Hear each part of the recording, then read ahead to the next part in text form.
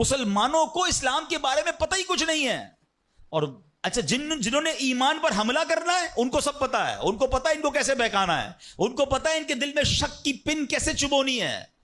تو خدا را یہ بات سمجھیے کہ اس وقت باقاعدہ ایسے لوگ, ایسے ادارے کام کر رہے ہیں کہ کسی طرح مسلمانوں کا ایمان چھین لیا جائے, ان کو اپنے رب سے ہی جناب یقین ختم کر دیا جائے, اسلام سے ہی ان کو ہلا دیا جائے, مگر فکر ہی کسی کو نہیں ہے.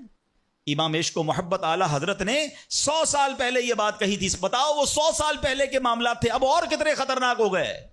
آپ نے لکھا تھا سونا جنگل رات اندھیری, چھائی بدلی کالی ہے, سونے والو جاگتے رہیو چوروں کی رکھوالی ہے. انہوں نے سمجھایا تھا کہ چور رکھوالے بن گئے ہیں, آپ کو اسلام کے لبادے میں اسلام کی بات کرنے آئیں گے اور ایمان لوٹ کے چلے جائیں گے, پتہ بھی نہیں چلے گا. کہتے ہیں آنکھ سے کاجل صاف چرا لیں یا وہ چور بلا کے ہیں. کیا محاورہ استعمال کیا ہے, آنکھ میں جب کاجل لگا ہوا ہو تو کون نکال سکتا ہے. آنکھ سے کاجل صاف چرا لیں یا وہ چور بلا کے ہیں, تیری گٹھڑی تاکی ہے اور تو نے نیند نکالی ہے. یہ دور غفلت کی نیند سونے کا نہیں ہے. ہمارے بچوں کو کتنا پتا ہے اسلام کے بارے میں, خود ہمیں کتنا معلوم ہے, لیکن یقین بزرگوں کا کیسا تھا کہ جناب ان کو آگ میں ڈال دیا جاتا تھا, وہ آگ باغ بن جاتی تھی. یقیناً آج کے دور میں یہ ٹیسٹ نہیں کریں گے ہم.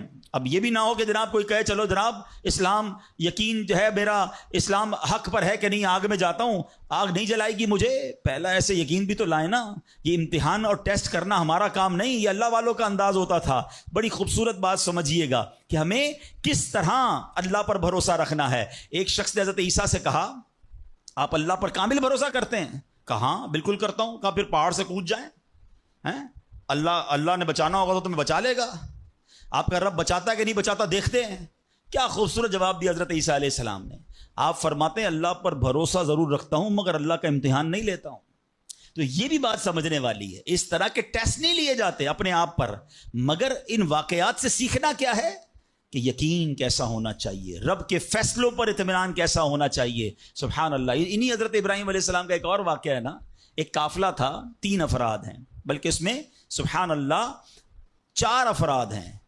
حضرت ابراہیم, حضرت اسماعیل, بی بی ہاجرہ, اور چوتھے کون تھے؟ حضرت جبرائیل. حضرت جبرائیل راستہ بتا رہے ہیں. یہ پورا قافلہ پیچھے پیچھے جا رہا ہے. کہاں جا رہا ہے؟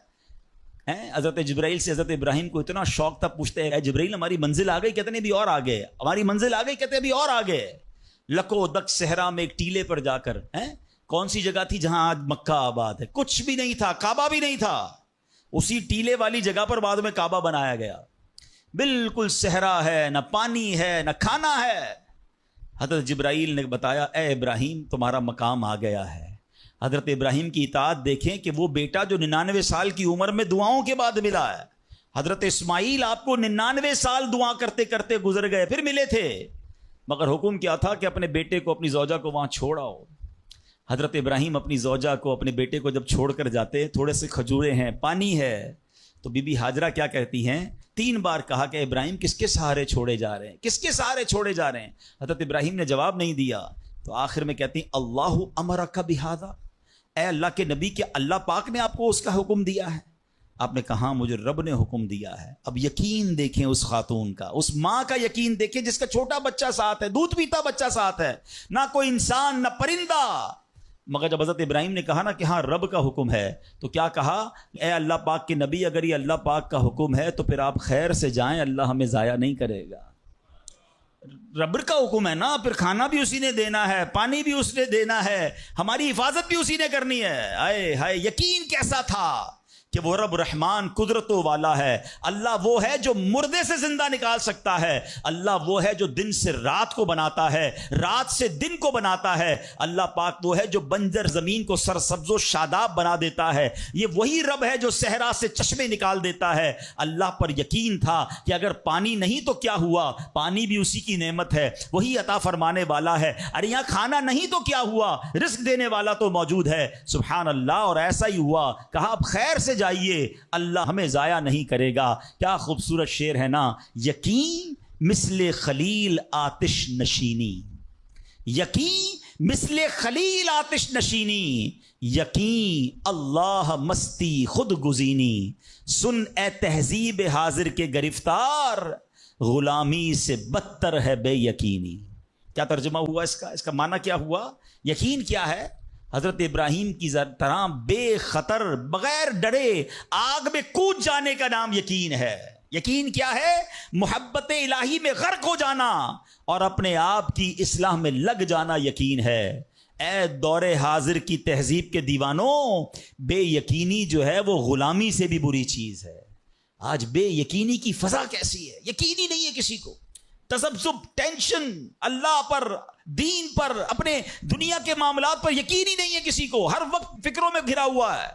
اے میرے پیارے اسلامی بھائیوں، آج غربت عام ہے، مشکلات ہیں، ہر دوسرا آدمی مشکلات پہ پھنسا ہوا ہے، لڑائی جھگڑے ہیں، نا اتفاقی ہے، دنیا میں کئی جگہ تو مسلمان بیچارے ظلم و ستم کا شکار ہیں۔ اللہ پاک ان کی غیب سے مدد فرمائے۔ الحمدللہ مسلمانوں نے تاریخ میں شاندار کارنامے سر انجام دیے ہیں، اللہ کریم نے مسلمانوں کو بڑی شان و شوکت سے نوازا ہے، مگر اب حالات کسی اور طرح کے چل رہے ہیں۔ کبھی غور کیا اس کی وجہ کیا ہے؟ اس پر تجزیہ کیا جائے تو ایک بڑی وجہ سامنے یہ آتی ہے کہ مسلمانوں میں بے یقینی بڑھا دی گئی ہے۔ پیارے آقا مکی مدنی مصطفیٰ صلی اللہ تعالی علیہ وسلم کا ذرا فرمان سنیے۔ مشہور صحابی حضرت ابو ہریرہ رضی اللہ تعالیٰ عنہ اس حدیث کے راوی ہیں، رسول ذیشان مکی مدنی سلطان صلی اللہ تعالی علیہ وسلم نے فرمایا، ما اخاف علی امتی الا ضعف الیقین۔ آقا فرماتے مجھے اپنی امت پر خوف نہیں ہے مگر یقین کی کمزوری کا، یعنی اور کوئی خوف نہیں ہے۔ یہ امت ایسا نہیں ہوگا کہ شرک میں مبتلا ہو جائے گی، فرمایا میری امت اللہ پاک کا انکار نہیں کرے گی، ہاں میری امت کو جو بڑا مسئلہ درپیش ہوگا ان کا یقین کمزور ہو جائے گا، ان کا بھروسہ کمزور ہو جائے گا۔ ایک اور حدیث پاک سنیے، آقا فرماتے ہیں، نجا اول هذه الامه بالیقین والزہد، اس امت کے پہلے لوگ یقین اور دنیا سے بے رغبتی کے ذریعے نجات پا گئے، وَيَهْلِكُ آخِرُ هَذِهِ الْأُمَّةِ بِالْبُخْلِ وَالْعَمَلِ، اور اس امت کے جو آخری لوگ ہوں گے کنجوسی اور لمبی امیدوں کے سبب ہلاک ہو گئے۔ پہلے والے یقین کی وجہ سے کامیاب ہو گئے۔ کیسا یقین تھا؟ 313 تھے نا، مگر بھروسہ رب پر کیسا تھا کہ فرشتوں کی فوج مدد کے لیے آ جاتی ہے۔ اور بعد والے فرمایا کنجوسی ہوگی، لمبی امیدیں ہوں گی۔ کنجوسی کیوں ہوتی ہے؟ مال خرچ کروں گا ختم ہو جائے گا، یقین نہیں ہے نا، یہ پیسے چلے جائیں گے، زکات نہیں دیتے لوگ، اللہ کی راہ میں خرچ نہیں کر رہے، لمبی امیدیں بنائی، یقین نہیں ہے۔ کاش یہ بات سمجھ آ جائے کہ میرے اور آپ کے نصیب میں جو رزق لکھا ہے وہ لکھا ہوا ہے، وہ ہمیں مل کر رہے گا، مگر اسی کی ٹینشن میں زندگی گزر رہی ہے۔ بے یقینی کی کچھ مثالیں میں آپ کو سمجھاتا ہوں۔ ابھی تک شاید کچھ لوگ کہہ رہے ہوں گے یار یہ بات تو ٹھیک کر رہے ہیں، بے یقینی ہونی نہیں چاہیے، مگر ہمیں تو بے یقینی نہیں ہے۔ اب میں کچھ ایگزامپل کے ذریعے سمجھاتا ہوں۔ ہم مانتے تو ہیں اللہ پاک رزق دینے والا ہے، ٹھیک ہے، پھر بھی مال کے پیچھے مارے پھرتے ہیں۔ کوئی لندن پیرس کے خواب دیکھ رہا ہے، کشتیوں کے اندر بیٹھ کر، پچھلے دنوں واقعات ہوئے نا، پیسے دے کر وہ ڈنکی لگا کر جاتے ہیں، کوئی راستے میں مر جاتا ہے، کوئی کشتی میں بیچارے ڈوب گئے۔ کیوں؟ یقین نہیں ہے ادھر پیسے نہیں ملیں گے، ادھر پیسے ملیں گے، کسی طرح ادھر چلا جاؤں یا مر جاؤں گا بھوکا۔ ذرا غور کیجئے، اے میرے پیارے اسلام بھائی، کو سود کا کام کرتا ہے، کیوں کرتا ہے سود کا کام؟ یقین نہیں ہے نا کہ حلال کماؤں گا تو پیچھے رہ جاؤں گا۔ ملاوٹ، رشوت، ڈاکہ، چوری، اگر ان تمام غلط کاموں کے پیچھے آپ دیکھیں تو یقین نہیں ہوتا کہ یار ملاوٹ نہیں کروں گا تو مال نہیں بکے گا، پیسے والا کیسے بنوں گا، غریب ہی رہ جاؤں گا۔ یقین ختم ہو گیا ہے، جس کی وجہ سے ہر دوسرے آدمی کو جناب غلط کام کرنا ہے۔ آگے چلیے، ہم مانتے ہیں نماز دنیا بھی سنوار دیتی ہے، آخرت بھی سنوار دیتی ہے، سنتے بھی ہیں بولتے بھی ہیں، مگر نماز پر دنیا کو ترجیح دیتے ہیں۔ یار نماز پڑھوں گا تو کاروبار پہ، دکان پہ کون بیٹھے گا؟ نماز پتہ ہے آخرت اور دنیا سنوار دے گی، یقین نہیں ہے۔ اسی طرح ہم مانتے ہیں کہ مسلمان کی ترقی قرآن پر عمل کرنے میں ہے، مگر نہ قرآن خود پڑھتے ہیں نہ اپنے بچوں کو پڑھاتے ہیں۔ ہم مانتے ہیں کہ اللہ پاک دعائیں قبول فرماتا ہے، مگر بے یقینی ہے، اول تو دعا مانگتے نہیں ہیں، اور مانگتے ہیں تو یقینی نہیں ہوتا۔ اب یقین کریں، علماء نے لکھا ہے کہ جو بندہ بغیر یقین کے ساتھ دعا مانگتا ہے نا، اس کی دعا قبول ہی نہیں ہوتی ہے۔ یعنی مثال دیتا ہوں، آپ بیمار ہیں یا پریشان ہیں یا کوئی مشکل میں ہیں، دعا کرتے ہوئے یہ خیال آ رہا ہے یار مسئلہ حل ہونا تو نہیں ہے، چلو پھر بھی مانگ لیتے ہیں، علماء کہتے حل ہی نہیں ہونا ہے، تمہیں رب پر ہی بھروسہ نہیں ہے. اب مثال دیتا ہوں اس کو ایک بلا تمثیل.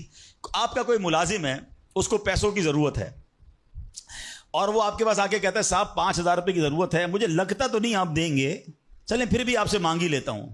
آپ بتائیں آپ اس کو پیسے دیں گے یا ڈانٹ دیں گے کہ جب تمہیں مجھ پر یقین ہی نہیں ہے تو آئے کیوں میرے پاس؟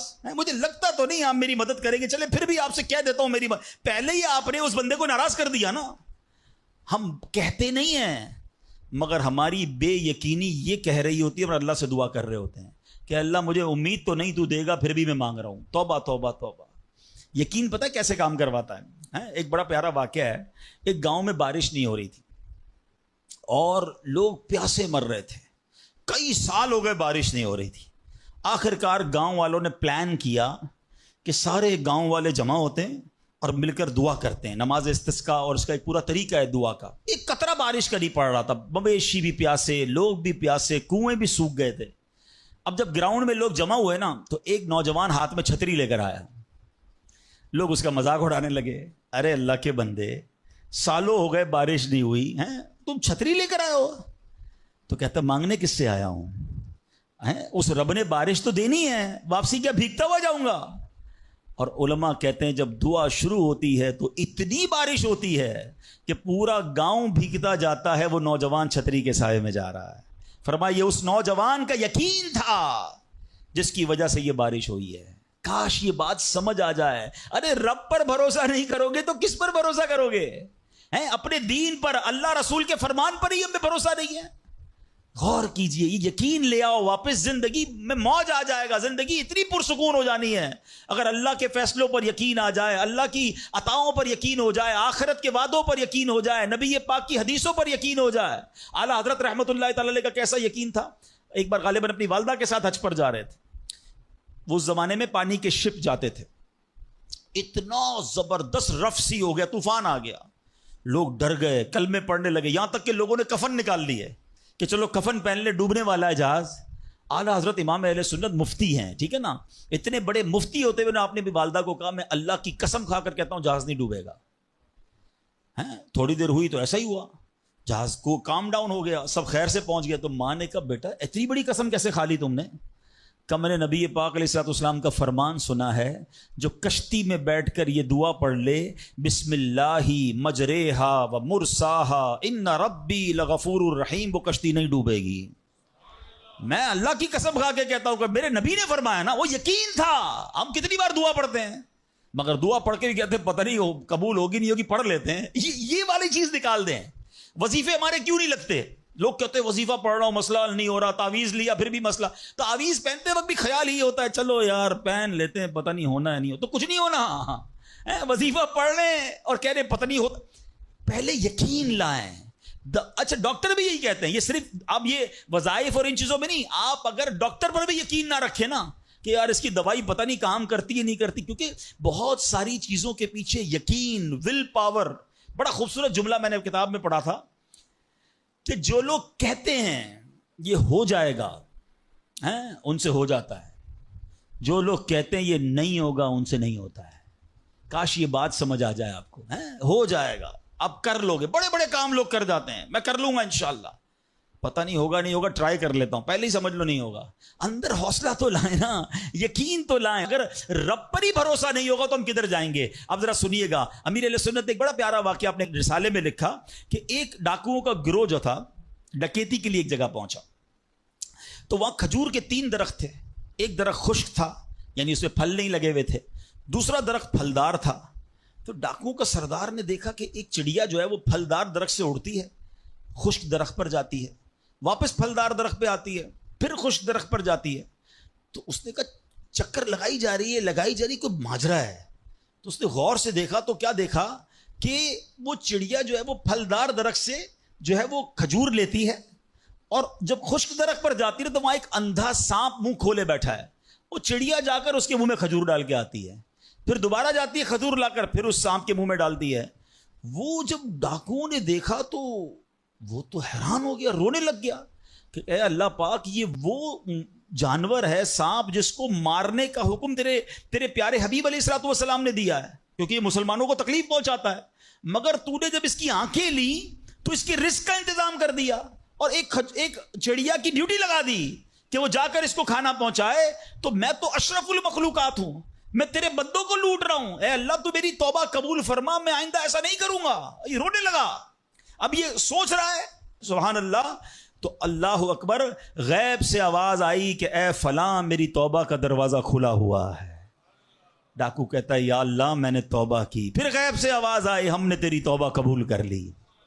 اچھا جب اس نے توبہ کی تو اس کے سارے ساتھی سن رہے تھے کہ سردار آپ نے توبہ کی, ہم نے بھی توبہ کی. کہا سوچو تو صحیح, ہم ڈکیتی کر رہے ہیں, ہم چوری کر رہے ہیں, رب جب اس اندھے سانپ کو روزی دے گا تو ہمیں کیوں نہیں دے گا؟ ہم اللہ کی قدرت پر یقین کیوں نہ رکھیں؟ سب نے توبہ کر لی. اب جب توبہ کر لی تو انہوں نے کہا کہ اب ایسا کرتے ہیں کہ حج کو چلتے ہیں. سارا قافلہ بنا کر ڈاکوؤں کا قافلہ توبہ کر کے چلا حج کرنے کو. جب مکہ پاک کے قریب پہنچے نا تو وہاں ایک نابینا بڑھیا تھی. وہ ہر قافلے والے سے اس ڈاکوؤں کے سردار کا نام لے کے پوچھتی تھی وہ بندہ آیا تو ڈاکوؤں کا جب قافلہ ہے تو کہا میں ہی تو وہ ہوں. تو کہا یہ میرے کپڑے تمہارے لیے ہیں. بولا آپ مجھے کپڑے کیوں دے رہی ہیں؟ کہا میرا ایک بیٹا تھا اور وہ بیٹا جو ہے اس کے کچھ دن پہلے, بڑا نیک بیٹا تھا میرا, کچھ دن پہلے اس بیٹے کا انتقال ہوا ہے, یہ اسی کے کپڑے ہیں. 3 دن سے مسلسل نبی پاک علیہ الصلوۃ والسلام میرے خواب میں تشریف لا رہے ہیں اور فرما رہے ہیں کہ اس نام کا بندہ آئے گا, اس کو یہ کپڑے دے دینا. ہائے ہائے, ذرا سوچو تو صحیح, جب رب توبہ قبول کرتا ہے تو مرتبے کیسے بڑھا دیتا ہے. کاش یہ بات سمجھ آ جائے. اللہ سے بندہ جب دوستی کر لیتا ہے نا, اللہ پچھلے گناہ معاف فرما دیتا ہے, بلکہ اللہ راضی ہو جائے تو گناہوں کو نیکیوں میں بدل دیتا ہے. مگر کیسے اس ڈاکو کو توبہ نصیب ہوئی؟ یقین. کاش حرام کمانے والا, سود کا کام کرنے والا, کاش رشوت لینے والا, ڈاکہ ڈالنے والا, چوری کرنے والا یہ سوچے کہ میں کیوں کر رہا ہوں, ملاوٹ کرنے والا سوچے. اللہ پر بھروسہ تو رکھو یار, رب نے میرا نصیب لکھا ہوا, جو میرے نصیب میں مجھے مل کر رہے گا. کاش یہ بات سمجھ آ جائے. صدیق اکبر رضی اللہ تعالیٰ عنہ مسلمانوں کے پہلے خلیفہ, جب آپ نے یہ آیت پڑھی نا قرآن پاک میں, اللہ ارشاد فرماتا ہے وما من دابۃ فی الارض الا علی اللہ رزقها. اللہ فرماتا ہے اور زمین پر چلنے والا کوئی جاندار ایسا نہیں جس کا رزق اللہ کے ذمہ کرم پر نہ ہو. آپ فرماتے ہیں کہ جب سے میں نے یہ آیت پڑھ لی, خدا کی قسم میں نے روزی کی فکر کرنا چھوڑ دی ہے. کہ جب اللہ نے ہر کسی کا رزق اپنے ذمے پہ لے لیا تو مجھے کس بات کی ٹینشن ہے. کاش ہمیں یہ بات سمجھ آ جائے کہ ہمیں اب ذرا غور کریں. ابھی یہ اجتماع ختم ہوگا, اگر میں آپ سب کو کہوں کہ بتائیں آپ کے لیے کیا دعا کروانی ہے, تو تقریباً 70-80% لوگوں نے پتہ ہے کیا کہنا ہے, حضور روزی میں برکت کی دعا کر دیں, کاروبار میں برکت کی دعا کر دیں, نوکری نہیں لگ رہی اس کی دعا کر دیں. میں نہیں کہتا یہ دعا نہیں کرنی چاہیے, اللہ سے نہیں مانگیں گے تو کس سے مانگیں گے؟ لیکن کوئی تو کہے کہ میری ایمان پر موت کے لیے دعا کر دیں, میری قبر جنت کا باغ بن جائے اس کے لیے دعا کر دیں, میں آخرت میں جاؤں تو اللہ مجھ سے راضی ہو جائے اس کے لیے دعا کر دیں. فرق دیکھیں, میری اور آپ کی ٹینشن کیا ہے؟ دنیا, روزی, مال. حالانکہ اس کا وعدہ ہے, دانے دانے پر لکھا ہے کھانے والے کا نام, مجھے مل کر رہے گا. مگر اللہ نے مغفرت کا وعدہ نہیں کیا ہے. اس کی دعا کہاں ہے؟ اس کی ٹینشن کیوں نہیں ہے؟ ایسے کئی لوگ مجھے بھی ملے, آپ کو بھی ملے ہوں گے, یار رات کو نیند نہیں آ رہی, کیوں؟ بس یار کاروبار کی ٹینشن بہت ہے. کبھی زندگی میں ایک رات میری اور آپ کی ایسی گزری کہ اس ٹینشن میں نیند نہ آئی ہو کہ قبر میں جاؤں گا تو قبر جنت کا باغ بنے گی یا دوزخ کا گھڑا بنے گی؟ کلمے والی موت ملے گی کہ نہیں؟ جنت میں جاؤں گا یا دوزخ میں جاؤں گا؟ میزان عمل پر جب اعمال تولے جائیں گے, گناہ کا پلڑا بھاری ہوگا یا نیکیوں کا پلڑا بھاری ہوگا؟ یار آج جون جولائی کی گرمی, ہیٹ اسٹروک کی باتیں ہو رہی ہیں, 50 ڈگری میں حال برا ہو گیا. سورج 1 میل پر جب ہوگا اور لوگوں کی پیاس زبان سے باہر زبانیں آئیں گی, مجھے جام کوثر نہ ملا تو میرا کیا بنے گا؟ کبھی اس کی ٹینشن, اس کا وعدہ نہیں ہے. یہ اللہ سے دعا کرنی ہے, اس کے لیے کوشش کرنی ہے. ساری زندگی ایک ہی ٹینشن, چھوٹا گھر ہے تو بڑا کرنا ہے, کاروبار کو وسیع کرنا ہے, اور آمدنی. اور میں نہیں کہتا دعا نہ کریں, کوشش نہ کریں, خدا نہ خواستہ اس کا کوئی یہ مطلب نہ لے کہ چلو بھائی اب تو اللہ نے اپنے ذمہ کرم پر لے لیا تو اب کوئی کام کاج نہیں کرنا. نہیں, دنیا عالم اسباب ہے, اسباب کا کشکول لے کر بارگاہ الہی میں جانا ہے اور توکل والے انداز میں دعا کرنی ہے, تو اپنی رحمت کے سمندر سے ہمارے اسباب کے کشکول میں وہ ہماری روزی عطا فرمائے گا. اسباب اختیار ضرور کرنے, مگر اسی فکر میں زندگی تو برباد نہ کر دینا کہ سارا صبح سے لے کر شام تک ایک ہی ٹینشن. بھروسہ رکھے رب پر, یقین رکھے رب پر. آج حال یہ ہے, بچہ پیدا ہو جائے تو ٹینشن, اوہو اب میرا بچہ ہو گیا, اس کی آگے پرورش میں کیسے کروں گا, اس کی تعلیم کا کیا ہوگا, اور خاص طور پہ بچی پیدا ہو جائے تو ایسے بدبخت لوگ ہیں کہ اب جناب بیوی کو برا بھلا کہہ رہے ہیں, خاندان میں جھگڑے ہو رہے ہیں بچی کی پیدائش پر کہ اب اس کی شادی کیسے ہوگی, یہ تو بوجھ آ گئی ہے. معاذ اللہ. سمجھ نہیں آتی کہ جس رب نے بچی دی ہے انشاءاللہ رزق بھی وہی دے گا, اسباب بھی وہی دے گا. ارے جب اس نے مجھے پالا ہے وہ اس کو بھی پالے گا. کیا خوبصورت بات علماء نے لکھی, جو رب ہاتھی کو من اور چونٹی کو کن دے سکتا ہے وہ مجھے بھی میرا رزق عطا فرمائے گا. آپ ذرا سوچیں تو صحیح, کس کس کو رزق دیتا ہے. حدیث پاک کا مضمون ہے تم اللہ پر بھروسہ کرو, جیسا بھروسہ کرنے کا حق ہے وہ تمہیں ایسے روزی دے گا جیسے پرندوں کو روزی دیتا ہے. پرندوں کو سمجھتے کتنی کیسے روزی ملتی ہے, کبھی گھونسلے دیکھیں پرندوں کے. اچھا پہلے تو یہی نہیں پتا, کراچی والوں کو تو پرندے دیکھنے کو نہیں ملتے, ہم نے درخت کاٹ کے پورا شہری کانکریٹ کا جنگل بنا دیا. ورنہ یہ پوچھے بزرگوں سے, ہم بھی چھوٹے تھے تتلیاں بھی دکھتی تھیں, صبح مدرسے اسکول جاتے تھے تو کوئل کی آواز بھی آتی تھی. اب تو کراچی والوں کے ہارن کی آواز آتی ہے ہم کو. اب تو یہ پرندے بھی چلے گئے, کہاں چلے گئے, ہم نے درخت کاٹے, ہمیں اندازہ ہی نہیں کہ درخت ہے کیا. آج گاڑی پارک کرنے کے لیے ہر بندہ درخت کا سایہ ڈھونڈ رہا ہے مگر درخت لگاتا نہیں ہے. کاش یہ بات سمجھ آ جائے کہ جتنے درخت لگتے جائیں گے شہر یا ملک خوشگوار بھی ہوگا, موسم بھی کول ڈاؤن ہو جائے گا. یہ جو آج ہم کہتے ہیں نا اتنی گرمی بڑھتی جا رہی ہے, اس کی ایک بڑی وجہ یہ ہے, یہ میرا موضوع نہیں ہے, لیکن جو موسم کا تغیرات, کلائمیٹ ڈس آرڈر ہے, کاش یہ بات سمجھ آئے کہ پلانٹیشن نہیں ہم کر رہے, ہم پودے نہیں لگاتے بلکہ پودے کاٹ دیتے ہیں. کتنے درخت کاٹے, کتنے جنگل ختم کر دیے ہم نے. الحمدللہ دعوت اسلامی کا شعبہ FGRF, اب پلانٹیشن ہم کرتے چلے جا رہے ہیں, 30 لاکھ پودے لگائے مگر یہ تھوڑے ہیں. کاش میری یہ بات لوگ سن رہے ہوں کہ اگر آپ نے اپنے آنے والی نسلوں کو خوشگوار موسم دینا ہے, اچھے حالات دینے ہیں, ٹھنڈی چھاؤں دینی ہے, آکسیجن کی فیکٹریاں دینی ہیں, تو ہم سب کو کم از کم ایک پودا لگانا چاہیے. 24 کروڑ پاکستانی سب صرف ایک پودا لگائیں اور اس پودے کو درخت بنائیں, صرف پودے کو بچے کی طرح پالیں. آپ یقین کریں ہمارا ملک ایک پورا ملکی باغ بن جائے گا. تو اب ذرا سوچیں کہ ہمیں یہ بات سمجھنی ہے کہ یہ گھونسلے, یہ جو حدیث میں سنا رہا تھا بات کہاں سے چلی کہ اللہ پرندوں کو کیسے رزق دیتا ہے. آپ کو پتا پرندے کتنے, ایک تحقیق کے مطابق اس دنیا میں جتنے انسان ہوتے ہیں نا ملٹی پلائی بائی 10 جانور ہوتے ہیں.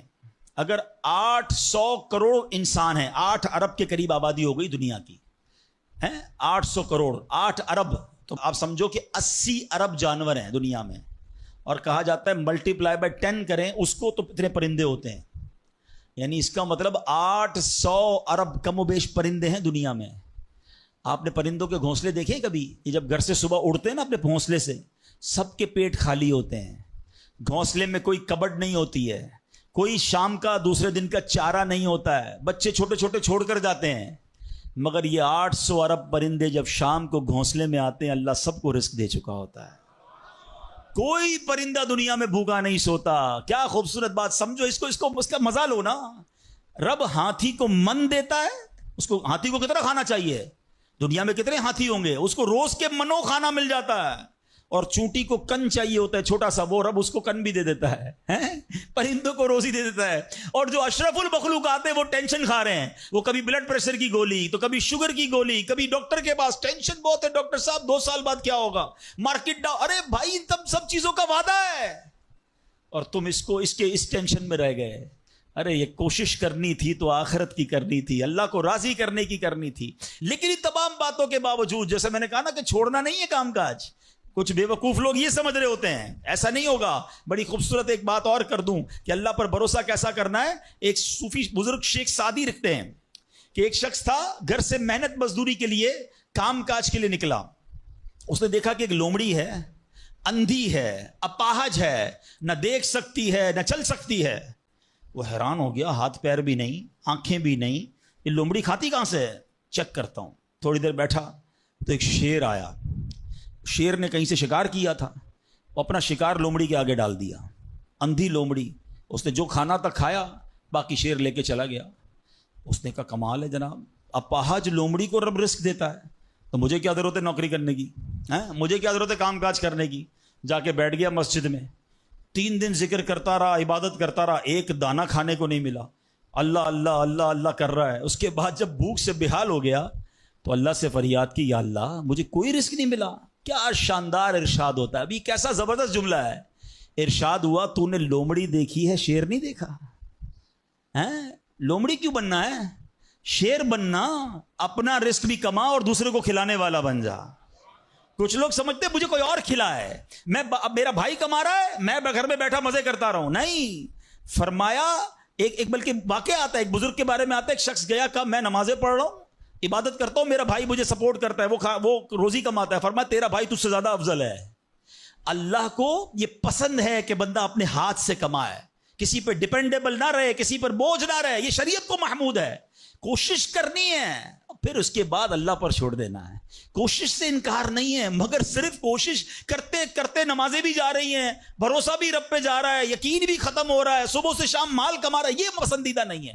تو ان دونوں چیزوں میں فرق کرنا ہے اور اللہ پر یقین رکھنا ہے، پھر دیکھیں انشاءاللہ کیسے دنیا اور آخرت کی برکتیں ملتی ہیں۔ تو بہرحال میرے پیارے اسلامی بھائیوں، کاش یقین مل جائے تو پھر دیکھیں یقین کیسے کام بناتا ہے۔ امام حسن بصری نے ایک حدیث پاک بیان کی، آپ فرماتے ہیں، حدیث سنیے گا، پیارے آقا علیہ الصلوۃ والسلام فرماتے ہیں، لوگوں کو اس دنیا میں سب سے بہترین چیز یقین اور عافیت عطا کی گئی ہے، لہٰذا اللہ پاک سے ان دونوں چیزوں کا سوال کیا کرو، اللہ سے یقین مانگے اور اللہ سے عافیت مانگے۔ امام حسن بصری جب حدیث پاک بیان کی نا تو فرمایا، رسول اکرم علیہ الصلوۃ والسلام نے سچ فرمایا، یقین ہی کی برکت سے جنت ملتی ہے، یقین ہی کی برکت سے آدمی جہنم سے دور بھاگتا ہے، یقین ہی کی برکت سے فرائض پورے ادا کرتا ہے، یقین ہی کی برکت سے آدمی ایمان پر ثابت قدم رہتا ہے، اور عافیت میں بڑی بھلائی رکھ دی گئی ہے۔ اے کاش ہمیں یقین ملے، ہمیں عافیت ملے۔ حدیث پاک میں آتا ہے، حدیث قدسی ہے، اللہ پر کیسا بھروسہ رکھنا ہے؟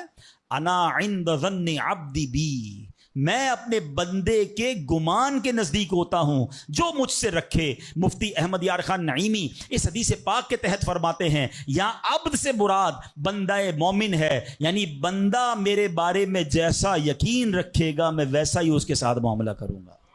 بس یہ سمجھ لو آج بات، میرا اللہ بہتر فرمائے گا، رب میرے لیے بہترین فیصلہ کرے گا، وہ مجھے پالنے والا ہے، میری ماں سے زیادہ چاہنے والا۔ یقین تو کرو نا اس پر۔ لوگوں کو اللہ پر ہی یقین نہیں رہا ہے، میرا تو کام ہی خراب ہو جاتا ہے، اللہ معاذ اللہ، اب اس پہ کفریہ کلمات بھی کہہ دیتے ہیں، میرا تو جناب مسئلہ ہی حل نہیں ہوتا، میری دعا تو رب سنتا ہی نہیں ہے، میری مشکل آسان وہ کرتا ہی نہیں ہے۔ تم کھڑے نہیں ہو سکو گے، تم اللہ سے بدگمان نہ رہنا۔ اللہ کرے کہ انسان یہ سمجھ جائے کہ مجھے رب پر اچھا گمان رکھنا ہے۔ شاعر کہتے ہیں نا، جو سوچتا ہوں وہی بات ہونے لگتی ہے۔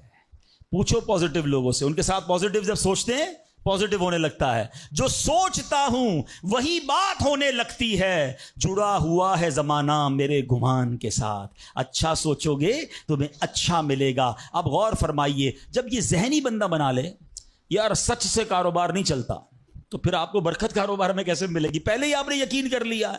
جب یہ ذہن بنا لے کہ نماز کے لیے وقت نکالا تو کام میں نقصان ہو جائے گا، تو پھر کام میں ترقی بھی نہیں ملے گی۔ اب ذہن بنا لیا کہ ترقی کے لیے صرف دنیا کی ڈگریاں کمانی ہیں، تو پھر قرآن کریم کی برکات کہاں سے نصیب ہوں گی؟ جب یہ ذہن بنا لیا کہ آج نیکی کا دور ہی نہیں ہے، کچھ لوگوں کا ذہن بن گیا ہے بھائی جناب کوئی نیکی کا دور نہیں ہے، تو پھر نیکی کی برکت بھی نہیں ملے گی۔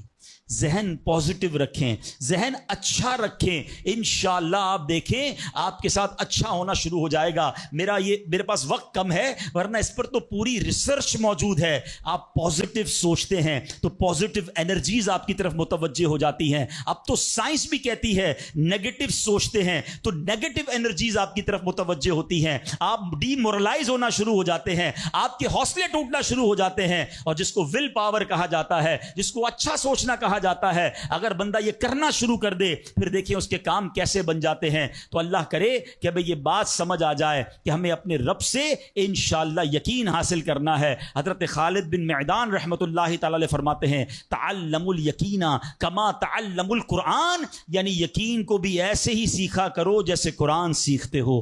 میں نے بھی اسے سیکھ کر حاصل کیا ہے۔ سبحان اللہ۔ اب یقین سیکھنے کے لیے، یقین حاصل کرنے کے لیے علماء نے بڑے طریقے لکھے۔ پہلے تو بندہ بندہ دعا کرے کہ اے اللہ مجھے اپنا یقین عطا فرما. بڑی پیاری دعا حضرت ابوبکر صدیق کیا کرتے تھے. اللہم حب لی ایمانا و یقینا و معافاتا و نیہ. اے اللہ مجھے پکا ایمان، پختہ یقین، عافیت اور سچی نیت عطا فرما. اللہ پاک سے دعا کرتے رہیں اور ایسے لوگوں کے ساتھ رہیں. آخری بات کر لیتا ہوں جناب. پرابلم پتہ ہے کیا ہے؟ ڈی مورلائز بندہ پتہ کہاں ہوتا ہے؟ اس کا یقین متزلزل کب ہوتا ہے؟ وہ کیسے شک اور شبے والی لائف میں آ جاتا ہے؟ یہ صحبت سے ملتا ہے. آپ جب اللہ پر پکا یقین کرنے والے لوگوں میں بیٹھتے ہیں نا، آپ کا یقین بھی بڑھنا شروع ہو جاتا ہے. یار اس کو اللہ پر کتنا بھروسہ ہے. بیمار ہے پھر بھی کہتا ہے میرا رب کریم ہے. پریشان ہے پھر بھی کہتا ہے اللہ کی رضا پر راضی ہوں، میرا رب سب ٹھیک کر دے گا. جب ایسے لوگوں کے ساتھ آپ بیٹھتے ہیں نا، آپ کا یقین توکل بھی مضبوط ہونا شروع ہو جاتا ہے. بندہ اسٹرانگ ہونا شروع ہو جاتا ہے. اور جب بندہ بیٹھتا اٹھتا ہی ایسے لوگوں میں ہے جو ہر وقت مایوسی کی باتیں کرتے ہیں، ہر وقت جناب آنے والے خطرات اور پریشانیوں کا ہی ذکر کرتے رہتے ہیں. ارے بھائی کچھ نہیں ہونا، سب برباد ہو گیا ہے، سب ختم ہو گیا. ان کے پاس جب بیٹھو ایسا لگتا ہے سب کچھ تباہ ہونے والا ہے.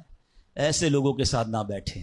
حوصلے والے لوگوں کے ساتھ بیٹھیں، توکل والے لوگوں کے ساتھ بیٹھیں، اللہ سے محبت کرنے والوں کے ساتھ بیٹھیں. پھر دیکھیں انشاءاللہ آپ کے کام کیسے سیدھے ہو جائیں گے. ایک آخری بات چلے کر لیتا ہوں. اللہ پر بھروسہ، اللہ کے فیصلوں پر یقین کیسے حاصل ہو؟ مجھے یہ کیسے پتا چلے کہ یار یہ چیز میرے لیے بہتر ہے؟ میں نے کئی بار اپنے بیانات میں یہ اگزامپل دی ہے، میں دوبارہ دے دیتا ہوں، شاید کسی کے دل پر اثر کر جائے. میں مثال دیتا ہوں. ہمیں بعض اوقات بندہ پتہ ہے اللہ سے یقین کہاں ٹوٹتا ہے؟ جب بندہ دعائیں مانگتا ہے، التجائیں کرتا ہے، بڑی رو کر التجا کرتا ہے، مصیبت میں ہوتا ہے، اس کو کوئی چیز چاہیے ہوتی ہے اور اس کو نہیں ملتی ہے، تو بندہ کہتا ہے رب تو میری سنتا ہی نہیں ہے. اتنی دعائیں کی، مسجد میں جا کے کی، مکے مدینے میں جا کے کی، فلاں بزرگ سے بھی دعا کرے، نہیں ہو رہا میرا کام. جب بندے کا کام نہیں ہوتا نا تو اس کو لگتا ہے کہ یار میں اللہ پر کیسے بھروسہ کروں. یہاں جا کر شیطان حملہ کرتا ہے. اب آئیے اس وسوسے کو کیسے ختم کریں. آپ میں سے کئی ایسے مجھے نظر آ رہے ہیں جو والد ہوں گے یا بڑے بھائی ہوں گے. آپ کا کوئی چھوٹا بیٹا یا چھوٹا بھائی ہو اور بیمار ہو جائے، اس کو بخار ہو جائے، گلا خراب ہو جائے اور وہ رونے لگے کہ ابو میں نے آئس کریم کھانی ہے، میں نے ٹھنڈا شربت پینا ہے. اچھا بتائیے آپ اسے ٹھنڈا شربت پلائیں گے؟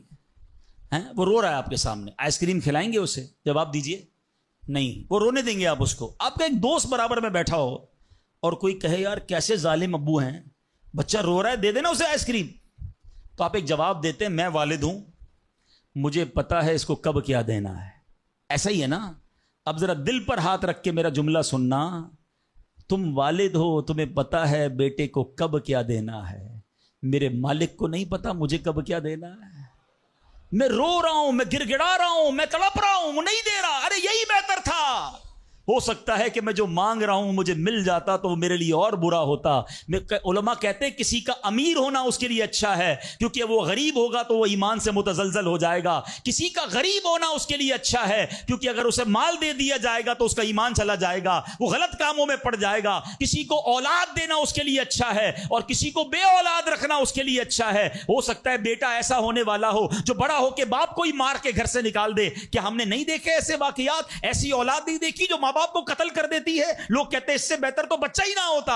ارے رب بہتر جانتا ہے مجھے کیوں بیٹا نہیں مل رہا، مجھے کیوں بیٹی نہیں مل رہی، مجھے کیوں اولاد نہیں ہو رہی، مجھے کیوں مال نہیں مل رہا، میں اب تک گھر کیوں نہیں لے سکا. ہو سکتا ہے میرے رب نے اس کے بدلے میرے لیے بہت ساری نعمتیں رکھی ہوں. کاش یہ بات سمجھ آ جائے. مجھے ایک بات بتاؤ نا، میری ماں، آپ کی ماں، دنیا میں سب سے زیادہ ہم سے پیار کون کرتا ہے؟ ہماری ماں کرتی ہے. کبھی ماں ہمارے لیے غلط فیصلہ کر سکتی ہے؟ نہیں کر سکتی. ارے جو ماں میرا اچھا سوچتی ہے، اس ماں کے دل میں جس نے ممتا ڈالی ہے، جو کروڑوں ماؤں سے زیادہ مجھے چاہنے والا ہے، وہ میرے بارے میں کیوں نہ اچھا فیصلہ فرمائے گا. کاش یہ یقین آ جائے کہ جو رب نے کیا ہے وہی بہتر کیا ہے. سبحان اللہ. زندگی کا ایک اصول بنا لو، میرا کام، جب آپ کا کام ہو جائے نا تب بھی کہو اللہ کا شکر ہے، اور جب کام نہ ہو کہو جب بھی اللہ کا شکر ہے.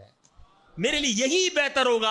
آپ مزے میں آ جاؤ گے. اللہ سے دوستی کر لو. اے میرے رب جو تو نے فیصلہ کیا میں اس پر راضی ہوں. آپ کسی ٹینشن میں نہیں رہو گے. ہمارا پرابلم پتہ ہے کیا ہے؟ ڈیفنس کے لوگ جانتے ہیں، کبھی گزرتے ہوں گے نا ڈیفنس کی گلیوں سے، یار یہ پلاٹ بہت اچھا مل رہا تھا، 4 سال پہلے یہ ریٹ تھا، میں لے لیتا، آج تو کتنی پرائس ہو گئی. یار وہ گاڑی 1 مہینہ پہلے لینے والا تھا، نہیں لی، گورنمنٹ نے پرائس بڑھا دی. یار یہ فیکٹری میں پہلے خرید لیتا. اسی ٹینشن میں رہتے ہیں، یہ کر لیتا، وہ کر لیتا. ارے نہیں کیا, نہیں ہوا, وہی میرے لیے بہتر تھا.